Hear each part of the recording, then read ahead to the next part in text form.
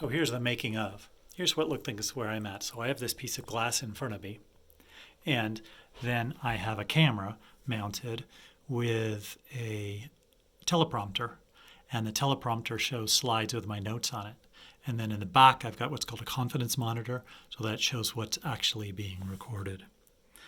I have in front of me a Stream Deck, so this is usually used for Twitch and stuff like that. And so I can switch back and forth like with slides and without slides, and I can also switch slides here. And then you can see in the confidence monitor, I can actually see what is being displayed. On my screen here, I don't see that here, but I do see it in my confidence monitor.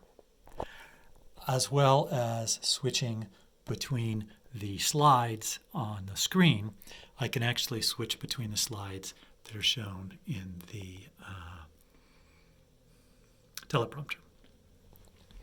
So what does this actually look like? So I've got what's called a hair light up top, and then I've also got these LED strips giving me light, and then I've also got two LED panels that are giving light as well.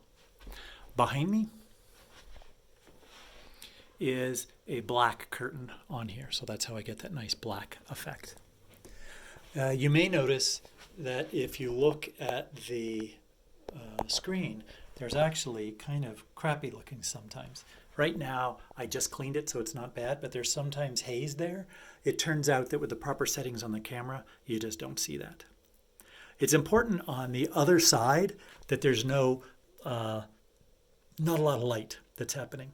And actually, because what you don't want, if you come back over here, is reflections. Now actually you can see those reflections. How the heck and you can also see the haziness. That haziness is not showing with this DSLR camera that's here because of the settings I've chosen as far as f-stop and time and so on. And then how are we getting rid of those reflections? The lucky thing about this is these are polarized, right? So there is the LED, well, let's go. So this LED screen, and then there's also an LED screen on the teleprompter, and so I have a polarized filter on the camera. The teleprompter, how that works is pretty interesting. So what we've got here is an iPad that's sitting, and then is we've got a two-way mirror that is at a 45-degree angle here. So this is standard teleprompter. So the camera is on the other side and sees through the two-way mirror, but this gets reflected off the two-way mirror so that I can see it. There's a lot of stuff happening backwards as well. Let me show you. So if I actually write on this screen,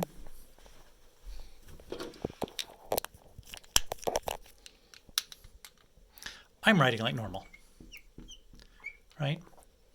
However, the camera is taking a picture that is reversed. Okay, and so there's software that's switching it.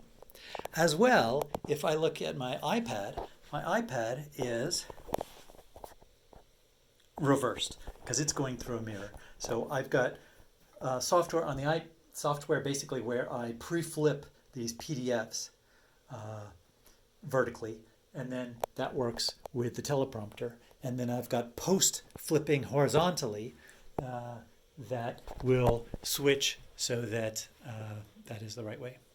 This software is OBS. So the software I'm using is OBS, and I've got these various scenes.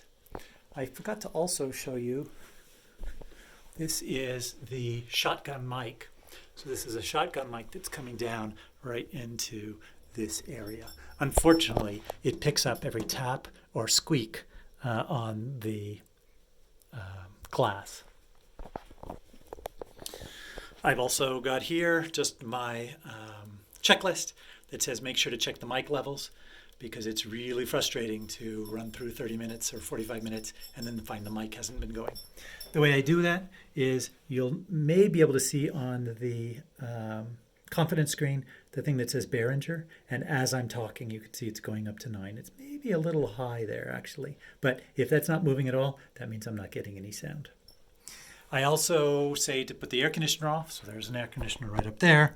I have my air conditioner controls here In fact, I'm going to turn that on right now because it's getting hot.